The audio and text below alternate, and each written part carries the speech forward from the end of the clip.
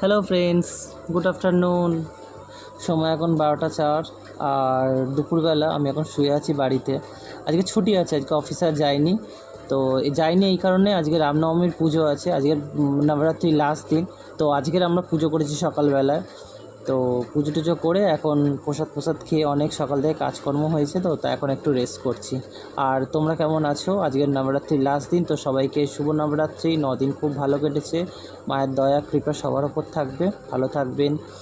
আর সবাই অনেক রেস্ট করো, কাল থেকে আবার সেই নর্মাল ডে, নর্মাল দিন। মা আবার 6 মাস পর, মানে আবার দুর্গাপুজোর সময় মা আসবে। তো 6 মাসের আবার অপেক্ষা, আবার মায়ের আসার একটা আশা নিয়ে সবাই আবার থাকা। তো সবাইকে শুভ নবরাত্রি। আর আমি দেখছি শুয়েই আছি, শরীরটা ভালো লাগছে না, সকাল থেকে তো অনেক কাজবাজ করা হয়েছে, তাই জন্য এখন শুয়ে আছি। আর সবাই কেমন আছো?